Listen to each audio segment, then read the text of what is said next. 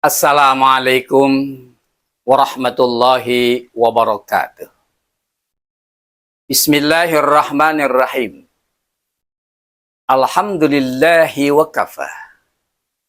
Wassalatu wassalamu ala sayyidina Muhammadinil Mustafa wa ala alihi wa sahbihi ahli sidqi wal wafa. Amma ba'du.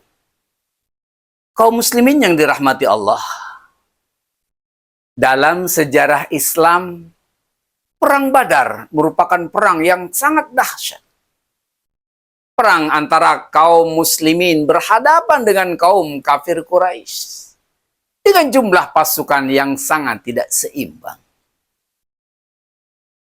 Tentara Islam sebanyak 313, sedangkan pasukan kafir Quraisy jumlahnya 1.000 orang. Dari jumlah pasukan, umat Islam mustahil bisa memenangkan peperangan. Tapi Allah Maha Kuasa. Perang Badar berhasil dimenangkan oleh umat Islam. Sepulangnya dari Perang Badar, Rasulullah Muhammad SAW berkata di hadapan para sahabatnya, Raja'na minal jihadil asghar ilal jihadil akbar. Kita baru saja pulang dari jihad yang kecil dan akan menuju jihad yang besar. Para sahabat merasa heran mendengar perkataan Rasulullah Muhammad SAW. Seraya bertanya, Ya Rasulullah, bukankah ini adalah perang yang besar? Apakah ada perang yang lebih besar lagi setelah Perang Badar ini? Rasulullah Muhammad SAW pun menjawab, ada.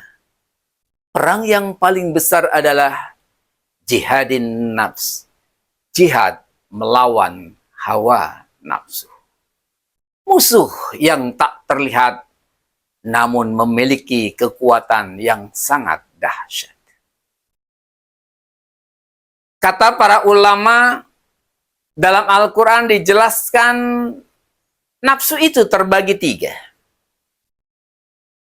Pertama, nafsu yang diarahkan ke arah yang baik, disebut dengan an-nafsul mutmainnah. Yaitu nafsu yang mendorong manusia untuk taat kepada Allah Subhanahu wa ta'ala. Kedua, nafsu yang kadang-kadang baik, kadang-kadang buruk, disebut dengan an-nafsul lawwamah.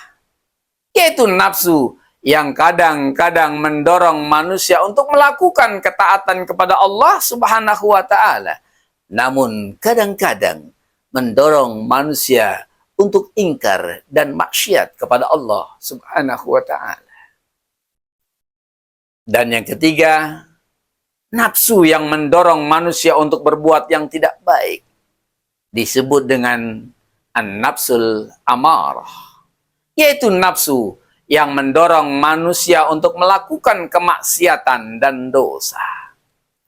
Nafsu inilah yang bergolak dahsyat dalam diri manusia untuk ingkar kepada Allah Subhanahu wa ta'ala. Dan syaitan menjadikan nafsu ini sebagai tunggangannya untuk mengajak manusia ingkar kepada Allah Subhanahu wa ta'ala.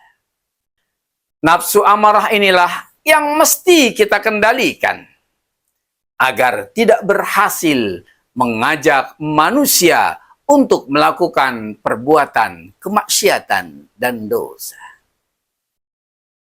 Kaum muslimin yang dirahmati Allah, iblis dan para tentaranya tidak akan tinggal diam melihat kita berpuasa. Mereka akan terus berusaha dengan berbagai cara agar kita ingkar kepada Allah Subhanahu wa ta'ala.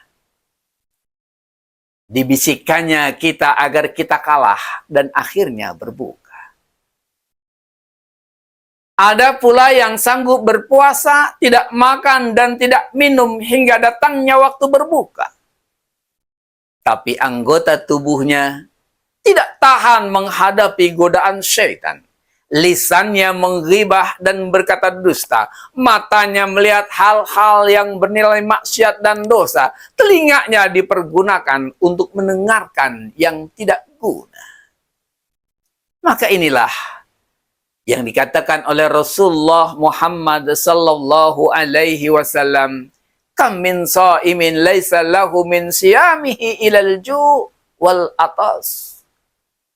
Banyak orang yang berpuasa tapi tidak mendapatkan apa-apa melainkan rasa lapar dan dahaga. Rasulullah Muhammad sallallahu alaihi wasallam mengingatkan kita, 3 perkara yang membinasakan dan 3 perkara yang menyelamatkan. 3 perkara yang membinasakan adalah kebakhilan dan kerakusan yang dituruti, hawa nafsu yang ditaati, dan seseorang yang membanggakan dirinya sendiri. Sedangkan 3 perkara yang menyelamatkan kita adalah takut kepada Allah di waktu sendiri atau dilihat orang lain, sederhana di waktu kekurangan dan kecukupan, dan berbuat adil di kala marah.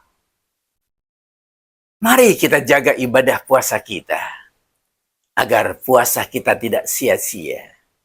Dan Ramadan tahun ini menjadi Ramadan terbaik dalam kehidupan kita. Wabillahi taufiq wal hidayah. Wassalamualaikum warahmatullahi wabarakatuh.